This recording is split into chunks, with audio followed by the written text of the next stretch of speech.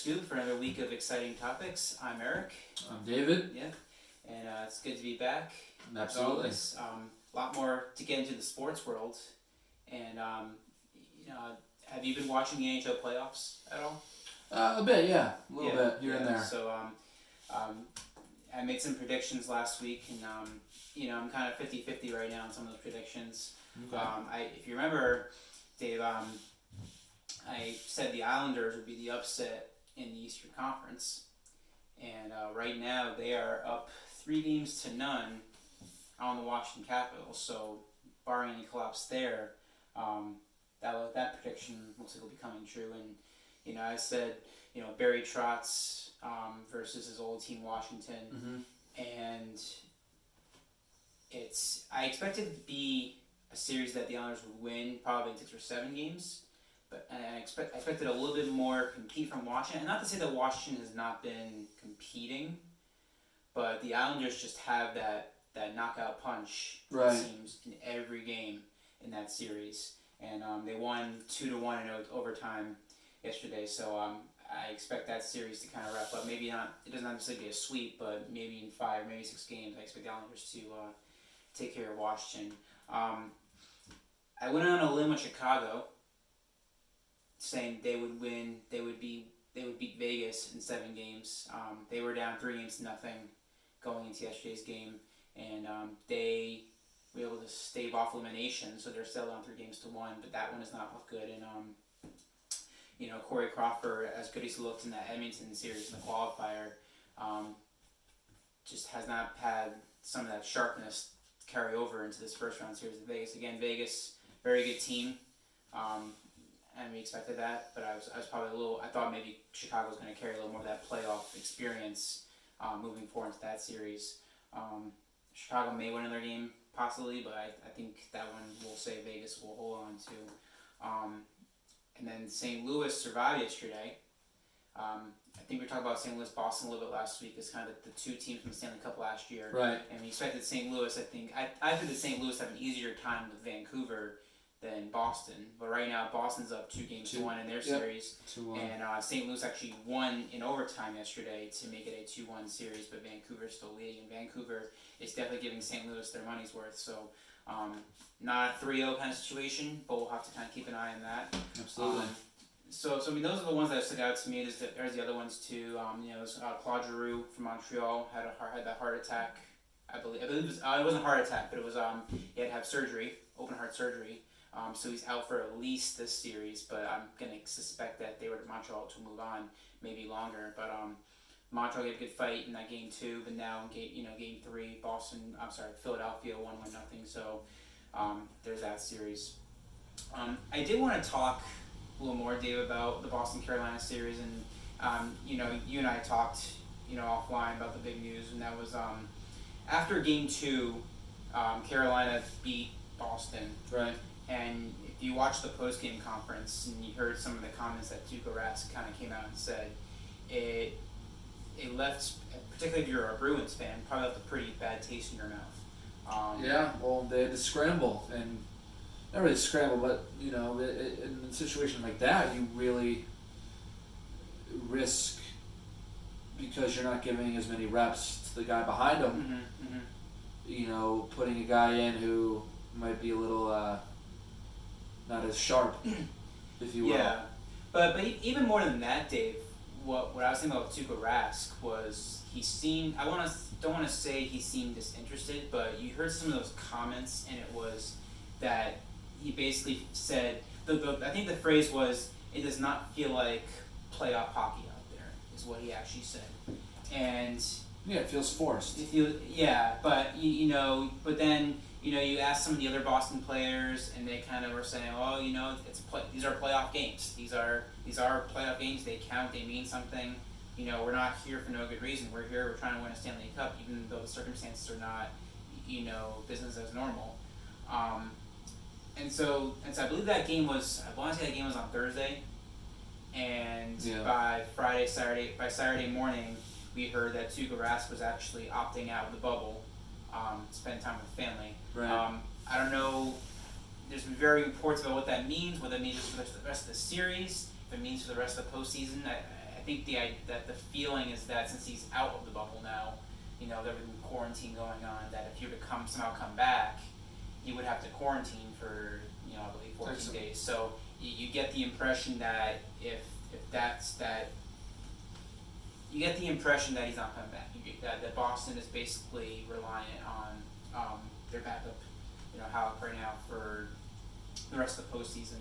And it was interesting, but Boston did win that game 3 against Carolina. So clearly, how it's Halleck, right? That's his name, the backup goalie for Boston. Yeah, Halleck. Yeah. Halleck. Yeah. So clearly, Halleck is capable of carrying this team forward. Does he have the sharpness that Tuuka Rask has? That's going to probably be the question. I think they could probably get by Carolina. I think I predicted Boston in 7 in this series. That they'll scrape by Carolina because even though Boston was coming into this series not quite with that sharpness from the qualifying round, that I expect them to kind of return to their own form a little bit and carry it forward. I do expect, based on that Game 3 performance, that Boston should still get by Carolina. But then the question comes, Dave, when they get to the second and third round, if they, as they move on in this tournament, how far do we expect Boston to go with Halleck as opposed to Rask? Okay.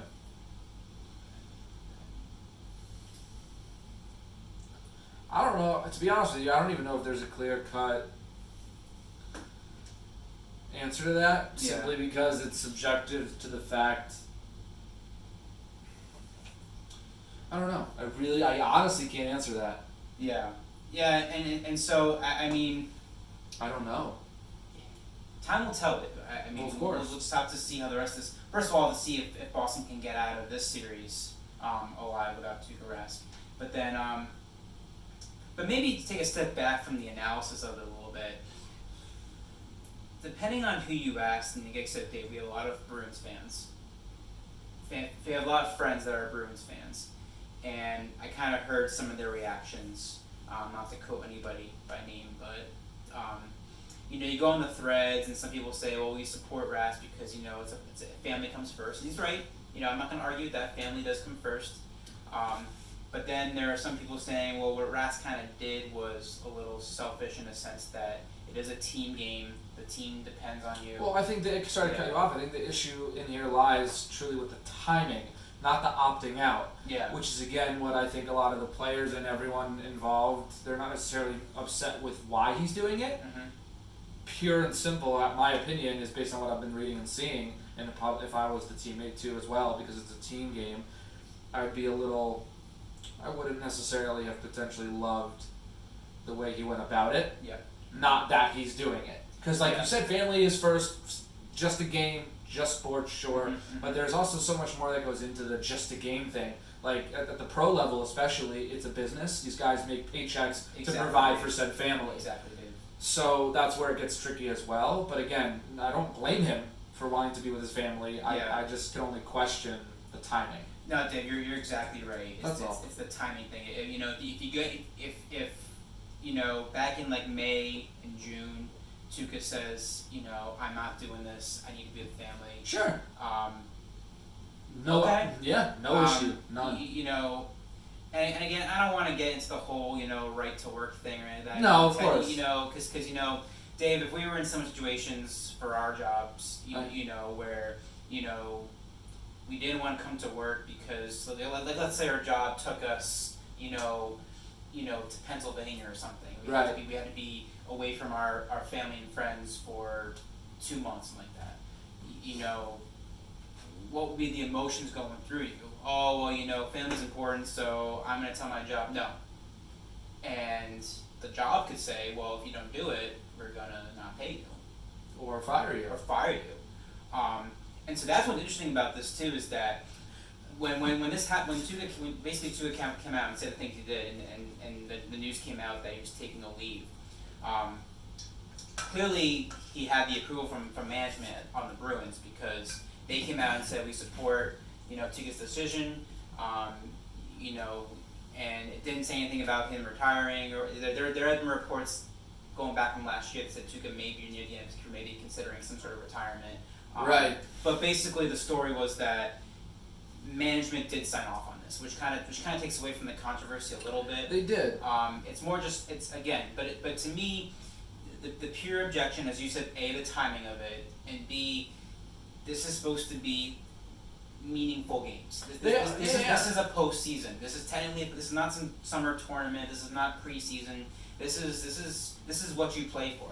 You're in the professional leagues. Right. You're getting to this moment, and at the biggest stage, even as pardon my language, screwed up as it is, you owe it to your fans to be there and give your very best.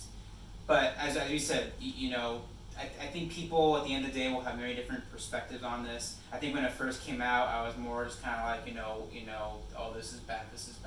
As we heard more about the support from management and, some feeling from around the league, maybe it's not as bad as it sounds. If you put things in perspective, it's... But again, ultimately it's his decision. He needs to live with what comes with it. Yeah. Again, throughout this entire time, I've never necessarily blamed him for deciding to do it. Mm-hmm. My only question was, and in fact, and I'm repeating myself here, questioning the timing. That's all. Mm-hmm. Not the ultimate decision. And if I was a Bruins fan, I wouldn't even hold a grudge against this dude. I get why you'd be upset in the moment. Yeah. But once you sit back and kind of dissect it more, it makes sense. And he has the right to do it, and two, again, if he's ready to own what could come from it, whether it be retirement or not getting as much in a contract going forward because now they might have moved on. He needs to live with that. Okay. And I think he's ready. I'd like to believe he's ready to lay in that bed. Okay. If he's ready to make that decision. And I don't want to come off as saying that I disagree with Tuuka. I just want to kind of bring some transparency to the issue. Yeah, say, absolutely. It was a little shocking. It's gonna, to me, I think no matter how you slice it, whether you support it or don't support it, it's gonna impact Boston moving forward in the Stanley Cup. I think playoffs. so, man. I think so. I'm just gonna put out there. I mean, going back to a few weeks ago, we mentioned that I thought Boston was the favorite before COVID in terms of the team winning the cup. I kind of pulled back on that a little bit, watching them in the qualifiers. And then I said, well, if they can turn it on against Carolina, then I'll rethink that. To me, this brings me back to the whole.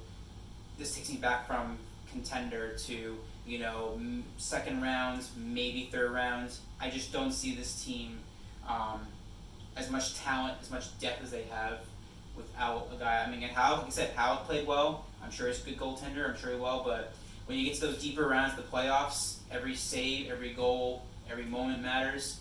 I don't know if Boston can get over that hump without Rask in net, and that's kind of where my take is on that. Okay. Yeah. But yeah, like you said, we'll probably keep tabs on NHL week to week as we go along. But we have some more topics coming up. We'll talk about some college football after the break, and I'll talk about a little more COVID stuff, working from home, and then another secret topic when we get back. So stay tuned.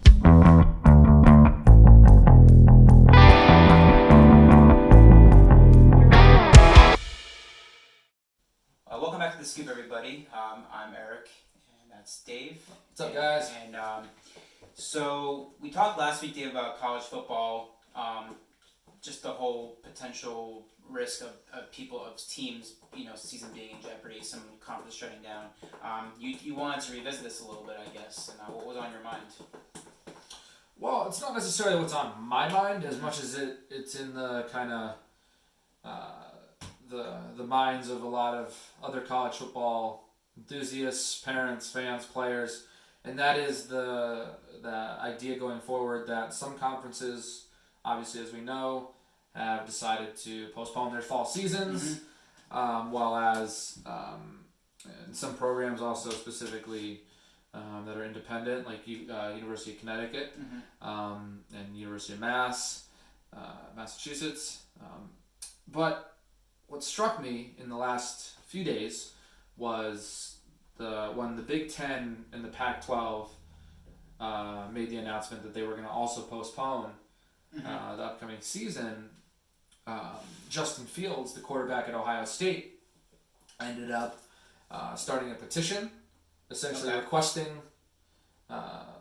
immediately to have the football season kind of revamped and reinstated, and a petition that had more than 200,000 signatures by 9 a.m. Monday morning. And this is just student athletes that have been signing this, or is this just general? Well, that I don't know, but he's the one who started it, and he's a Okay. pretty big advocate as far as the conference opinion should go. He's the star quarterback at one of the bigger universities.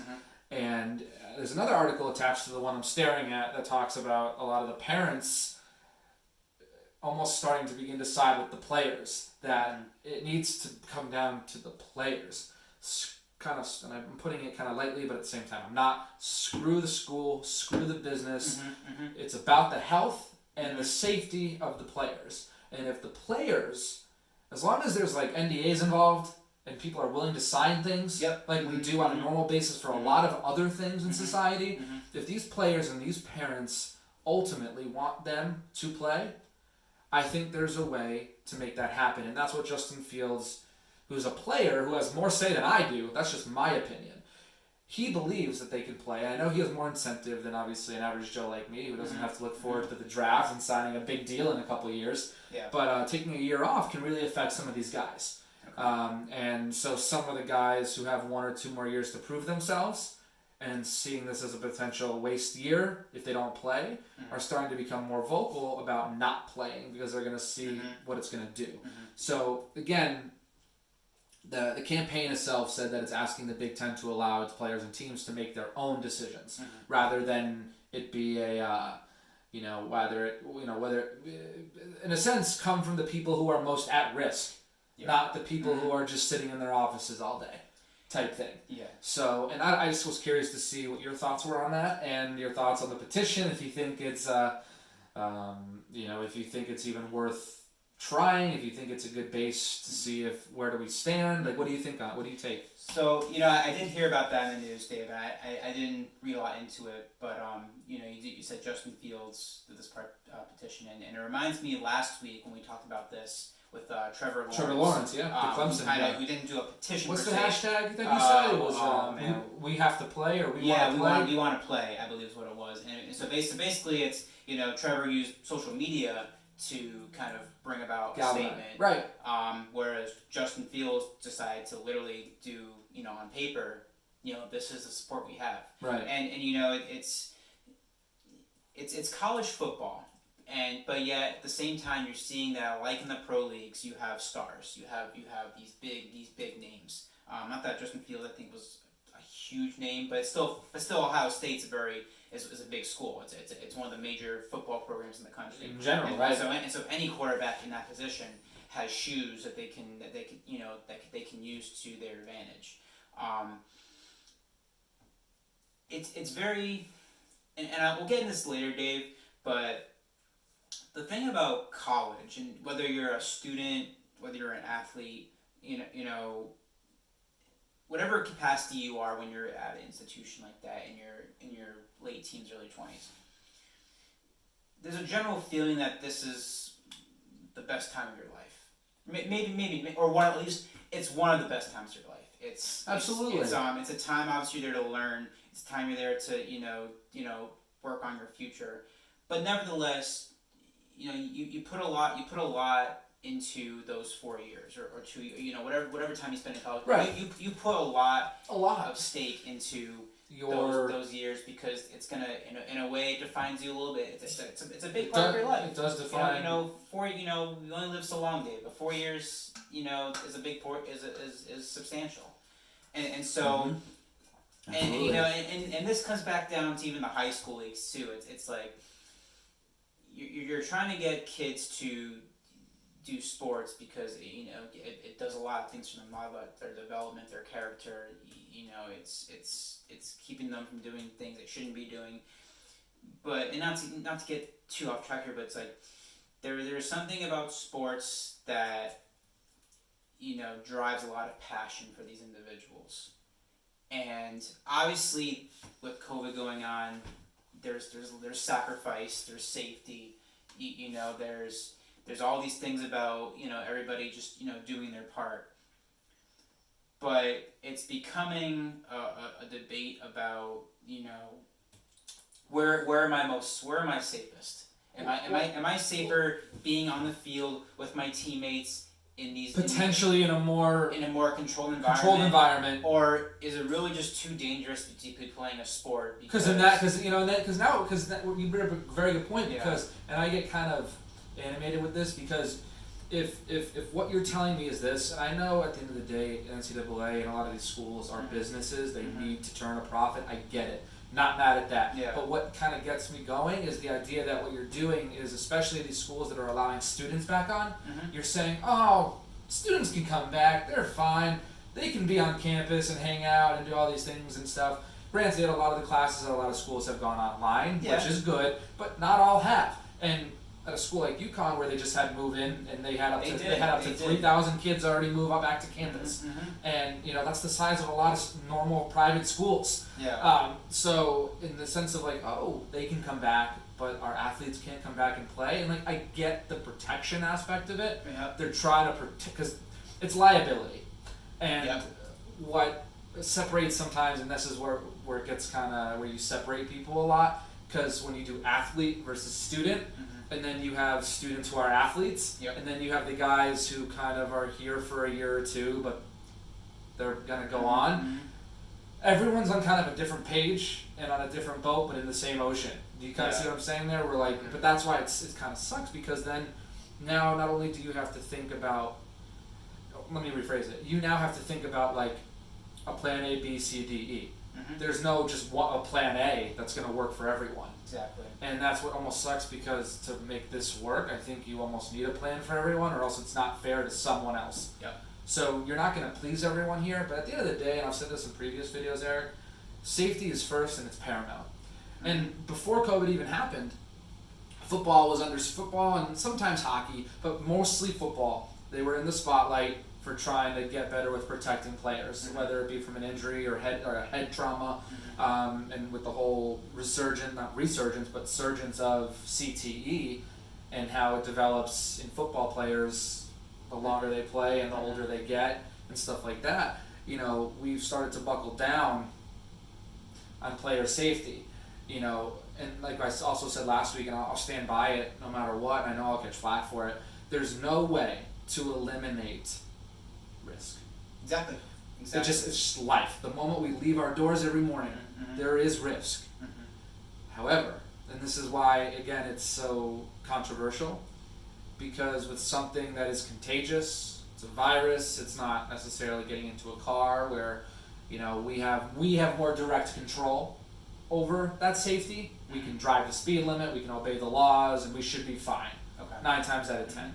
With COVID, and the way we're being kind of talked through it just feels like it's not easy to make these plans, because the info we're getting is changing, and again, I've been saying this since March, changing daily.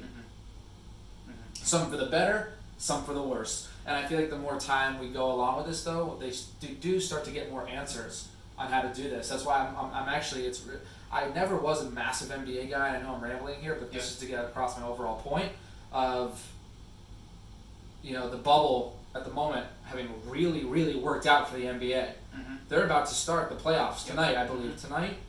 I think tonight. I think Boston plays their first game tonight, so playoffs start tonight. There hasn't been a single, and don't quote me, this is just what I think and what I remember reading, there hasn't been a single COVID positive test between coach, player, or ref in the first 3 weeks that they've been back. I think NHL was in a very similar situation too. Are they? I don't know. I have not heard. There could have been a COVID positive test, but from what I've heard in that bubble, there's been no players tested positive, no coaches. And with the USL and the which is the league right below the MLS, the USL has been having fans. Hartford Athletic, we're from Connecticut, it's a local team. They've had a reduced crowd, but they've had fans, and up until recently, like 6, 7, 8 games in, whatever it is, they've now, and it wasn't even then, it was another team in the league that had 2 players test positive, and then they just postponed that game for that team. And so I just think there's ways to do this safely before we immediately just say no. You know what I mean? That's all. And that's what I think some of these players, going back to the point, are fighting for.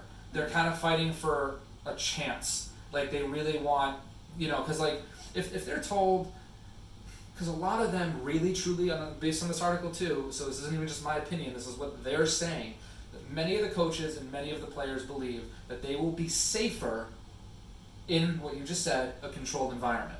So, and again, not David's opinion. That's theirs. That's just the reality of it. Not all, but from what I'm reading, the majority. And the ones who aren't safe, you know what a lot of them are doing? Staying home or not playing. Because you know what? That's fine too, just like we just talked about with Tuuka. Yeah, and I don't know. Dave, we'll get into. I want to get into more of this later from a different perspective, but like you said, there are kids on campus right now. Yeah, at a lot of schools. Obviously there's the online teaching and stuff like that, but kids are there. They are there. So if the school felt that it was safe enough to bring kids to an institution, right? Then what is really being discussed here? I mean, it's not even the financial. And that's kind of my question. That's all. These are adults. The majority, yeah. These are adults. Yep. And they're by legal definition. And a lot of them are paying to go there. Some of them are. Yeah. The athletes obviously kind of get a free ride, but nevertheless. That's with tuition. Yeah. But these are kids that are coming out and saying, "I'm here. I chose to come here. Give me the opportunity." If you want to set protocols, right? That's why exactly. If you want to set some protocols I have to follow, fine.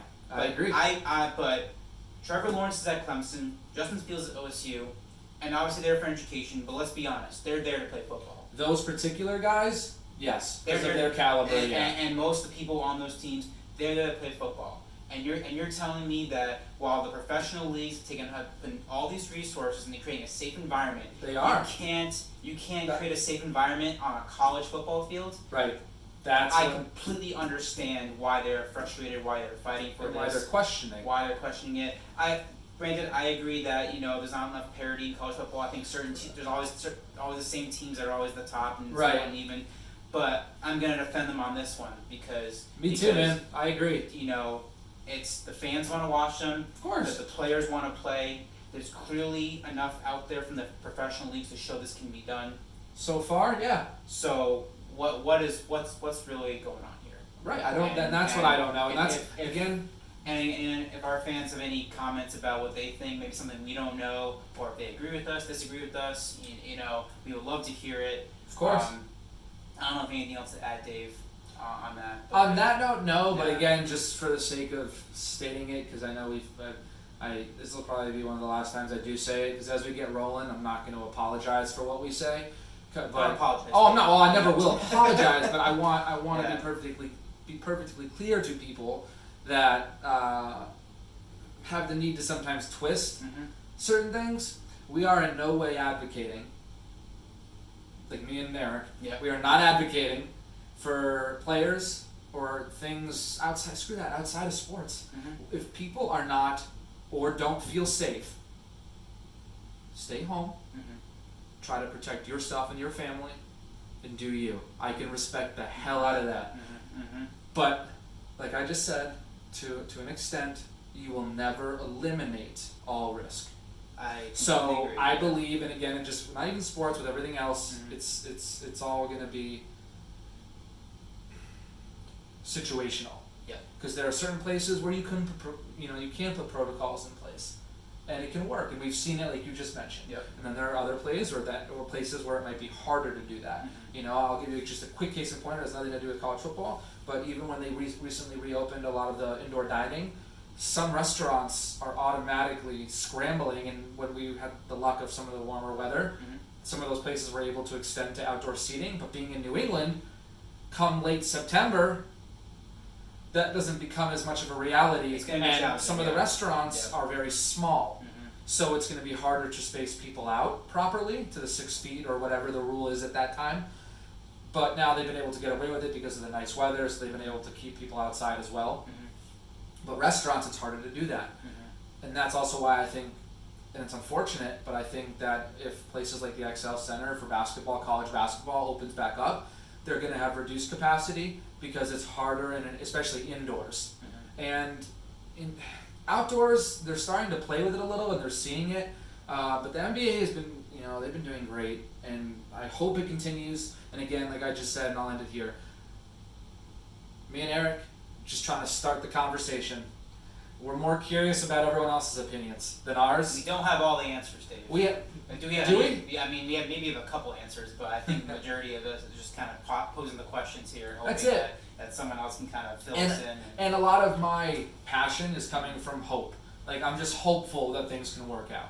That's what it is. It's not even me even saying, because obviously, like, some of this, like, it's a game. These are games. Yeah. So, I mean, I hope that people can get their act together and there can be common ground reached. Because I would just hate for, I would just, like, as much as I hate for people to come back too soon, I definitely don't want to prolong it if it's not necessary. So that's why the middle is so important. Okay. But I'll end here. Recently came up on my computer. FIU assistant Aubrey Hill, who was a longtime Florida Gator star, passed away at 48 from cancer. And, he's not a huge name outside of Florida, but as someone who's a college football fanatic, I do know him, I do know the name, and I just want to say to his family and friends, I'm sorry for your loss. I've heard good things, and cancer sucks. Yeah. But I hear you, I'll digress. Yeah. Rest in peace. But that's a shame. It is. All right. We'll be back.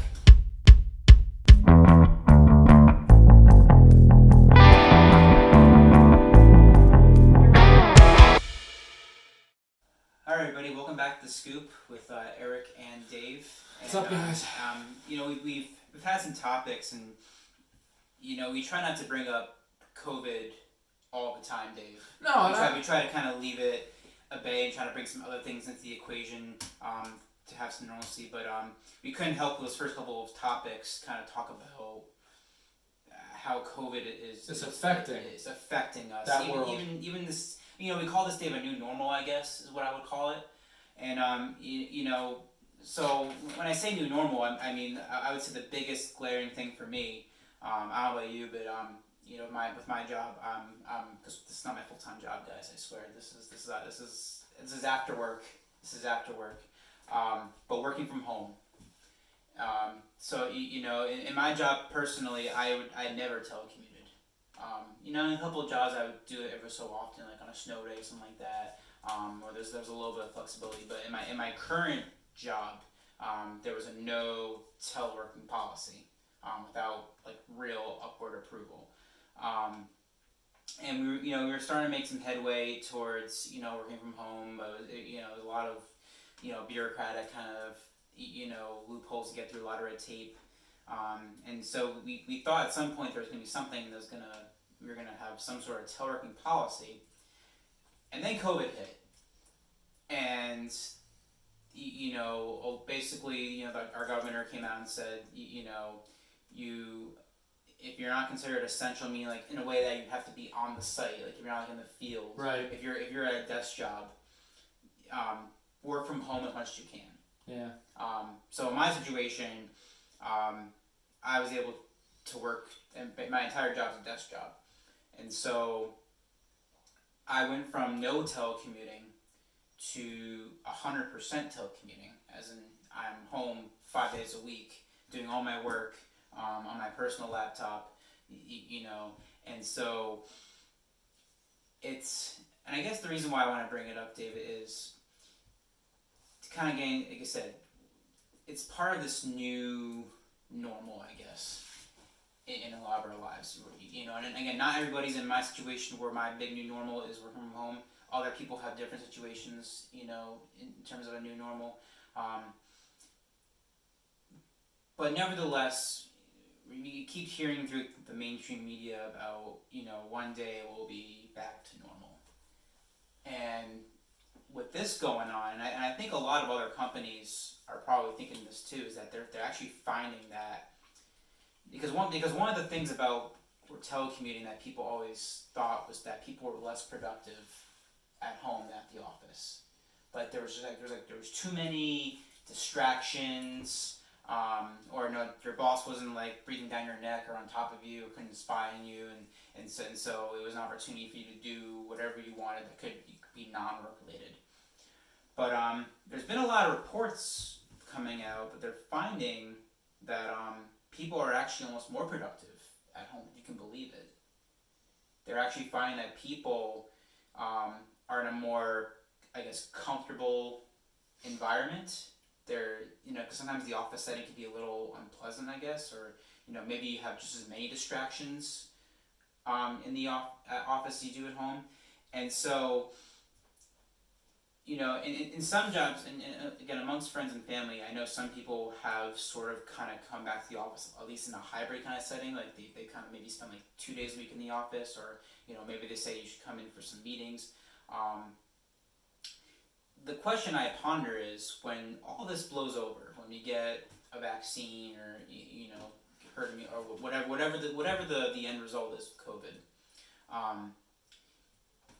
I'm starting to picture a world that permanently a lot of people might be 100% telecommute, or at least doing it more often than before, unless their job, of course, requires them to be in the field, or something like that. And so I don't know if you had any thoughts about any of this with the working from home. But basically, my mentality is that what I'm trying to get at is, we keep saying normal, but I think this is one area of our lives that maybe normal the way before will not be happening. So. Well, and here's kind of it's a two-sided coin. Mm-hmm. We don't think there's any other sided coin. That'd be awesome. There's a three-sided coin. Wouldn't it be? That'd be awesome. My point is I think there's a little more to that, Mm-hmm. because, and I'm just staring at another article that I was reading prior to you. Well, you actually had sent me what you were planning on talking about this week, Mm-hmm. and then I looked it up briefly, and I wanted to re-find the article, and I want to read a short blurb about what I found, Mm-hmm. because what it talks about briefly is a lot about what you're arguing against it. Mm-hmm. So I want to read this perspective, Yep. and then at the very end it actually says that some companies still agree with what you're saying, Mm-hmm. and that people are more productive from home. So I'll keep it quick. So this is from the New York Times. It was actually written by, the article was written by David Stratfeld. He's the author of the article, Mm-hmm. and there's a lot of nonsense. And then he says, so he was talking to Richard Laramere, who is the essentially, I think, is the CEO of RLN Public. They're a tech firm, I believe, Yep. Tech Relations, and he goes, he let the employees, I guess, work from home on Fridays. This small step toward, and this is a few years ago. This is prior to COVID, Mm-hmm. and he let his workers work from home on Fridays. This small step toward telecommuting proved a disaster, he said, however. He often couldn't find people when he needed them. Mm-hmm. Projects languished. Every weekend became a 3-day holiday. I found that people work so much better when they're in the same physical space. IBM came to a similar decision in 2009. And this is, again, because remember 2009? The year after what? 2008. What happened in 08? Recession, yep. The other recession, Mm-hmm. which is potentially what we're headed for currently. Yeah. I hope not, but it's looking that way, Yeah. unfortunately. Mm-hmm. And but in 2009, 40% of its 386,000, so 40% of that, in 170 countries worked remotely. This is IBM. Mm-hmm. But in 2017, with revenues slumping, management called thousands of them back into the office. Even as Facebook, Shopify, Zillow, Twitter, and many other companies are developing plans to let employees work from home remotely forever based on what's going on now. Mm-hmm. The experiences of Mr. Laramere and IBM are a reminder that the history of telecommuting hasn't always been as bright, Okay. and that the companies are barreling forward but run the risk of the same fate if they're not careful. Working from home is a strategic move, though, in many ways, and not just a tactical one. It saves money. It really does. Yep. Mm-hmm. Mm-hmm. But a lot of it comes down to, and here's the big word, and it's with a lot of these things going on nowadays, trust. Do you trust your employees? Are your employees loyal? Are you loyal to them? So that kind of mentality. And this is the last paragraph I'll read. Companies large and small have been trying for decades to make working from home work. As long ago as 1985, the mainstream media was using phrases like the growing telecommuting movement. The management guru, Peter Drucker, said, and he declared in 1989 that commuting to the office work is obsolete. Telecommuting was a technology-driven innovation that seemed to offer benefits to both employees and executives. Mm-hmm. The former could eliminate ever-lengthening commutes and work the hours that suited them best. Management would have saved on high-priced real estate and could hire applicants who lived far from the office, so they didn't even have to relocate, depending on the talent pool. And yet, many of the ventures were eventually downsized or abandoned. Apart from IBM, companies that publicly pulled back on the telecommuting over the past decade, and these are some big ones, include Aetna, Best Buy, Bank of America, Yahoo, AT&T, and Reddit. Remote employees often felt marginalized, which made them less loyal, if you could believe it. Creativity, innovation, and serendipity seemed to suffer. And I'll kind of stop there because it's a long article, and I figured maybe we can actually post it in our description if people want to check it out and take a look at it. Because it talks about both kind of sides of the spectrum here, and how, kind of like what we were talking about earlier, and I hate to keep bringing it up, but it's all kind of interconnected in that there are ways to do things. Mm-hmm. I believe there's ways to do it, and maybe their model didn't work. Some of these companies that tried it, and then it didn't work for whatever reason. Mm-hmm. So who knows? And that some companies work, some big companies are very different than a middle size, very different than a small size. Yeah. So we'll post that in the description if people want to take a look at it. I just found it interesting because it did note the opposite of what you were saying, even though I agree with you actually. Yeah. I've seen it I've experienced it personally where I'm more productive at home. However, we also haven't been playing with this idea for that long. Yeah, and Dave, I appreciate you bringing that because I do agree that it's not a one-size-fits-all. And that's more or less what I meant. And you know, the example that I used was my personal example for my company. Sure. Which was we I don't want to say. Fair enough. Yeah. Just maybe down the line I will. But I in my situation, we never telecommuted. And we went from no telecommuting to 100%, which to me is a more extreme. It's more extreme than somebody working for a company that maybe telecommuted on an as-needed basis, or maybe 1 or 2 a week, and then they went to 5 days, but they were already kind of. And you know, I think we have a couple of friends, Dave, who were in scenarios where they were actually technically 100% telecommuting, or in some capacity they were telecommuting because they kind of had to out of necessity. Right. And then when this happened, well, they'd already done it before. So anybody who prior to COVID did telecommuting, this wasn't as like jaw dropping or much of a shock to you because you've already experienced it, you know, already. It may just be the whole 5 days a week telecommuting that might not have worked. Yeah. Well, because what I'm seeing too on the kind of the other end of it is that. At least I'm noticing a lot of models turning to like the hybrid theory, where it's a little bit of both. Yeah. A little bit of working from home and a little bit of coming in. Yeah. And we'll see if that works because that's another model too. Yeah. But in that story, Dave, they did mention that part of the evolution of telecommuting was a technology part. Right. That it was all about whatever you're able to. It's all because that's to me that's ultimately the true factor is. Whatever your job is, can you do that job 100%, whether you're in the office or at home? And to me, if the answer is yes, then it makes perfect sense. Absolutely. Unless there's that whole trust thing, and again, that to me, that's more about company culture and supervisors more than just the whole practice of it. But to me, that's the deciding factor. And in my experience working from home for the past 4 or 5 months now, what we have now is what we don't have from 10 years ago. 10 years ago it was all about conference calls and stuff like that, and messaging. Now everything's video conferencing. A lot. Microsoft, you said Zoom, Microsoft Teams, GoToMeeting, all these, and it's so flexible now because at any point you can just all you gotta do is type somebody's name, and if everybody's at their computer when they're supposed to be, right, I will see that person pop up, and we can just pretend as if we're having a conversation at the cooler, Right. The water cooler at work. It's things like that, and I want to get all your perspectives about work from home. I'm sure a lot of our audience works from home at some capacity, whether it's pre-COVID, during COVID, maybe post-COVID. For those who maybe don't work from home, do they think their job can be from home? We just want to get your perspective. I want to put mine out there.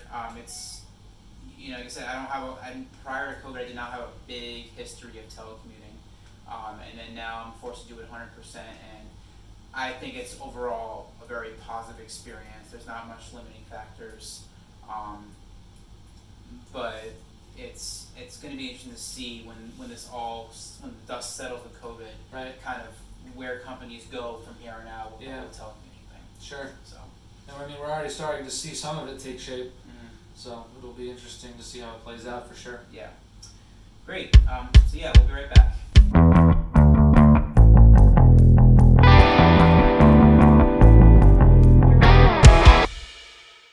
Alright, welcome back to the Scoop, everybody. What's going on? I'm Eric. I'm David. That's Dave. Oh, thanks. And yeah. And then the next topic, and we kind of talked about it earlier when we got into college football, just the whole players, being on campus, and that was more focused on the student athletes. But I did want to talk about more general, just people going back to college, and I want to touch on a few things with this. But as we said, for us in Connecticut, I know that UConn, they generally start their classes the last week of August. Nevertheless, students are actually already on campus. Yep. And so I'm pretty sure the reason why is because they want to do some kind of quarantine. They just want to do a quick quarantine, basically. They want to do a 14-day kind of quarantine before kids are being exposed. I know there's some. That's why some of them. They kind of offered their kids. They offered kids to come back earlier, so that they can quarantine for a week or two before classes get underway. Yeah. So, as we said earlier, it's my perspective on college has always been that it's one of the biggest times of your life. I know. I put a lot of emphasis on that when I was younger. Coming out of high school, saying and you go like popular culture back then. Everyone was always kind of really building up college, like, oh, it's the best 4 years of your life. You're Sure. there. Obviously you're there to get an education, but the student interactions, the parties, whatever it is you do in college. Whatever you do in college, it was going to be what you want to do. It's right. It's your first years of life as a true adult, mm-hmm. making your own decisions. Paying the consequences for what you don't do. Just don't get in any real trouble. Don't kill anybody. Great advice, Eric. Yeah. Don't kill anybody. Yeah, don't steal anything. That seems more appropriate. Yeah. I went on the deep end on that one. But I'm with everything going on, and part of it was the high school sports thing too, was and the reaction that the college football players are having is like, you put all that emphasis onto these 4 years. All right. What is going through a student's mind right now when what's traditionally been a very special 4 years, pretty standard across the board, right? And now you have to go into college as a freshman or even as a sophomore or upperclassman, and you have to deal with this new element. Mm-hmm. Because I don't know about you, Dave, but when we were in college, a lot of things we did were things that would not be considered appropriate in a COVID world. And I don't want to get into specifics. I really don't. But I'm not speaking just on my behalf. Just obviously anybody who's at college, knew what was really going on. But even the safe stuff too, like going to those lecture halls. Right. If you're going to a lecture hall, lunchroom, dining halls. That's all right. Student activities. Whatever it is you were doing, you were always going to be in close proximity of people. Yep. And that was part of the joy, I guess, was kind of the absolutely social part 100%. Of it. And now you have to go to this environment where clearly the school is going to kind of push against that as much as possible. Of course. I don't know exactly how much is being scaled back from what usually is. like you said, I think with the whole quarantine thing, that allows people to kind of be on campus and have some level of interaction with other people, because if everybody's quarantined and everybody's, there's been no COVID test, there could be some level of interaction. But I'm trying to wrap my head around being an 18-year-old right now going to college. Yeah, I give them a lot of credit. I don't know. For as much as I think we had a leg up in some aspects, and we took a lot of things well, I don't know how we would have handled this. Yeah, I don't know. I'm like, should I? Are they excited still? Are they concerned? Do they regret? Like, and I guess to kind of do a 180 from this is, I almost feel when you take in the other parts of college, and I'm bringing that financial piece to this a little bit, Dave. Cool. Because one of the things that sucks about going to college is after you finish college, and you realize that, what are you doing? I got something on my computer keyboard, man. Sorry. Oh man. Hey folks. Yeah, but I'll fix it later. But yeah, you leave college and you get this fancy degree, or whatever, and you get a job, and for most of us, the first adult thing to do is pay off our student loans. For the majority of people, and depending on the school you go to, some people might be in better shape than others, but getting into the financial piece with the Dave Ramsey thing again, the student loan seems to be the biggest burden towards that financial freedom. Yeah. And for sure. I guess the point I want to make is when you factor in, especially now with everything COVID, and then you factor in the financial piece, is college, do you think, worth it still? I know it's a very bold question to put out there. Do you have 5 hours? I mean, because I rambled on the other 4 videos, but I mean, I have my opinion on what I value in terms of a college education and what I think is not worth the mess and the money and the loans. Nowadays, it's harder to get away with saying you're paying for an experience because a lot of people aren't getting and or using the degree they graduated with. So there's a lot to be said on whether or not a college education is worth it versus is going to college worth it. Because I think those can be 2 different topics. You're right, Dave, and that's probably what I was trying to get at. I wasn't saying that you shouldn't get a college degree. I'm saying is the standard way that we're used to seeing it from pop culture, which was going to a 4-year school, living on campus, going to a big institution and paying, I don't know what. I mean, you see some of these tuitions now. Dude, it's insane. I mean, we bring up UConn, and I've seen UConn's tuition go up 6% every year, and it's, to me, it's mind-boggling even as an in-state to see prices where they are. But then you look at some other schools, and you're like, and then you realize that UConn's actually a good deal compared to them, and I'm thinking to myself, like, who in the right mind thinks that paying $50,000 a year for 4 years to get a 4-year degree on paper is worth it anymore? Well, let me say this, and this is going to be the condensed version for a lot of reasons. From personal experience, both with just my life and with others that around me that I've witnessed, the cultural norm of the 4-year degree, living on campus, best 4 years of your life, I don't think that exists as, not anymore, but as much as it used to. It's degraded a little bit. It's lost its value because of how much money people are losing to almost come out with less. Does that make sense? So the value of it, I think, has gone down. Does that mean it's not worth it? I don't know, and that can be argued. But I think it's losing its value. And again, and this because I know we'll get a variety of people who watch this, old, young, whatever, college, non-college.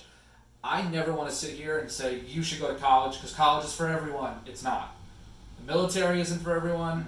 Pursuing sports isn't for everyone. Everyone has their path. I believe this starts. That's why I'm not necessarily the one to come out and just blame colleges right away. I blame the system that kind of flows into college, which is the education system as a whole. And not the teachers, the system. Because what the system does is it kind of molds us into thinking, you know, we need to go that way to be successful. Yeah. When in reality, you don't. Can it help you and boost you? Absolutely. If you're smart about it and you pick the right major, you go to the right school, and you can minimize the loans you have to take out, absolutely, man. A degree is very valuable, but again, because that's another conversation, because someone asked me the other day, the value of a bachelor's degree versus a master's degree.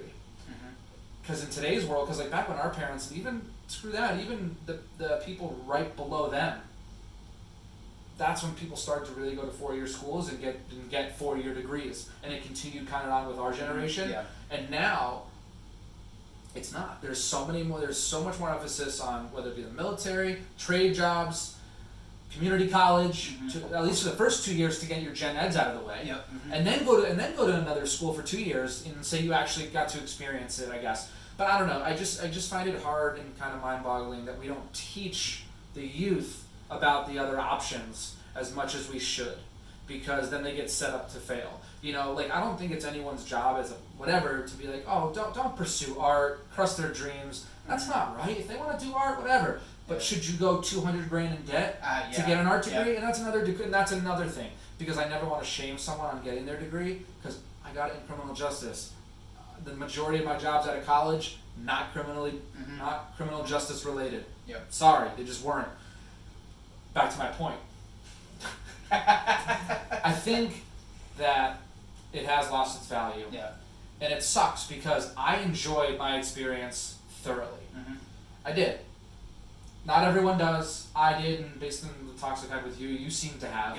But nowadays, especially with tuitions going up, room and board going up, it just doesn't seem to be getting easier to afford a life afterwards because you're so focused on paying off student loans. So it's tricky. I don't know. I think. Well, Dave, I think what you kind of got at is that at the end of the day, it's an investment. It is in yourself, and you have to make sure that you make a good investment. Because like you said, a 4-year degree is a great thing to have. I think everybody should have a 4-year degree for the most part. There might be some people who may not need it, but you want to make sure that at the end of the day, the 4-year degree gets you where you need to be. Right. And the one thing I feel like, going back to my high school days, is that was not the first thing they told you as a high school student, was that you know, college is not, you're not entitled to college. You're not just, you know, it's what they were really saying was that, you know, it's you should go to college if you want to get a better life out of it, but not emphasizing that, you know, every college you're going to pay a different amount. Absolutely. And so not selling the point that this is an investment in whatever you do, whatever you can, like I said, you can pursue a degree, but there are some schools who are going to give you that degree where you can definitely get it a lot cheaper and yield probably the same results.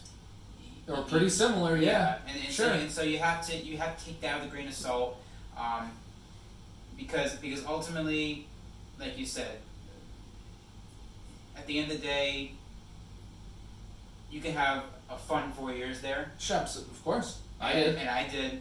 But if you're at the end of the day, if you drop all that money on tuition and you just can't find the job that's going to pay that student loan off in fast time, it can leave a very sour feeling in your 20s trying to. Trust me, I know. To pay it off. And I don't. This is no knock on you. Please don't take it that way. If anything, it's actually a compliment.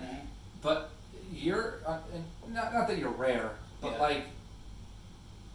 I'll have to look it up, but from articles that I've read recently, the majority of people our age, between the ages of, I think it's 23 and 35, something in that range, the majority are still renting.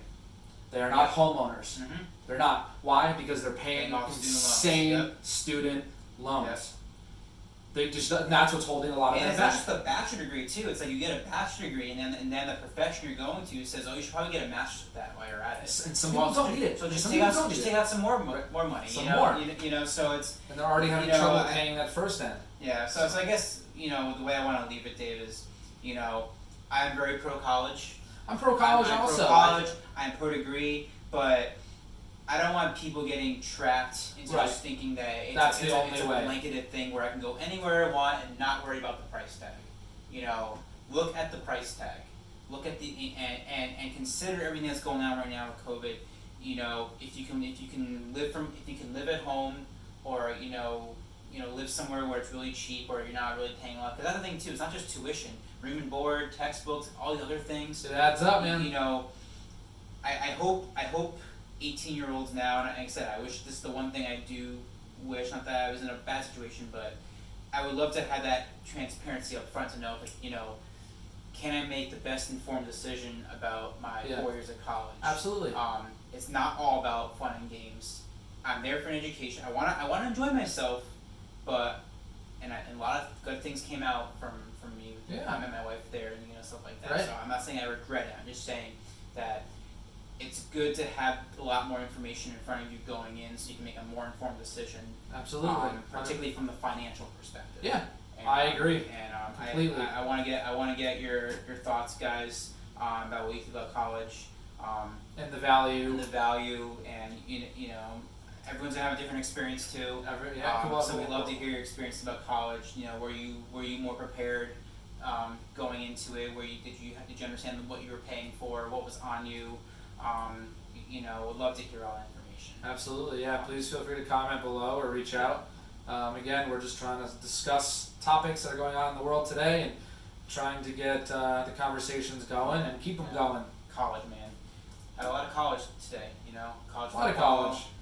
College is on. Like I said, I'm 6 years out from it. I graduated in 2014. These kids going back. I feel for them. I wish they make the best of the situation. I hope that people don't get on them too much for trying to, have a little bit of fun out there. I know there's being responsible, and there's being negligent and careless, but I don't want people getting mad because they sat too close to somebody in the dining hall. Yeah. You gotta have friends there. But yeah, this is gonna basically wrap it up for this week. But I do want to kind of give a sneak preview into kind of something we'll talk about next week, and that's the NFL. We've kind of talked a lot about college football, baseball, NHL a lot. But we are a few weeks away from the start of the NFL season, and about 3 weeks. I did want to mention, and I think a lot of people heard this. Alex Smith, I know, cleared to play, and obviously as a Giants fan, I don't like to root for the Washington football team now is what they call it. Yeah. You can't use the Redskins anymore. It's the Washington football team. Correct. Washington football team. I don't generally root for the Washington football team. I have to get used to that. Yeah. But in this scenario, nothing would make me happier to see Alex Smith make his way back on the field if possible. Even if it's not permanent, even if for a series or for a few games. What he went through is very gruesome, life-threatening. Yeah, it was. To be able to see him come back. And if you haven't seen that, is it E60 on it? Is there E60? I'll have to watch that. It's E60. Yeah. Oh, I highly recommend it. It was Okay. E60 or ESPN Films. It was E60 Alex Smith. Yeah. Okay. Yeah. I'll look. Yeah. The Alex Smith story. You're right. Project 11. Yeah, Project All right. 11. Check All it right. out. It's great. Okay. I'll definitely watch that. But yeah, we may get more about Alex Smith next week. But I think next week we're kind of just talk about the preview of the land. Assuming that everything's going to plan, we'll just kind of maybe talk about our perspective on which teams you think will, succeed this year. We've talked about Tom Brady how many times, New England. Obviously, we're New York football fans, so we'll think about other teams to win the Super Bowl this year, most likely. I don't think the Jets or Giants are going to win it this year, but good. It's good to hope. Good to Wishful hope. thinking. Good to hope. That's what we do. But yeah, Alex Smith, love to see you back in the field. We're glad that you've come this far, and Yeah, absolutely, man. yeah, and good luck. But yeah, that will end it this week. I'm Eric. This is Dave, and we'll see you next week.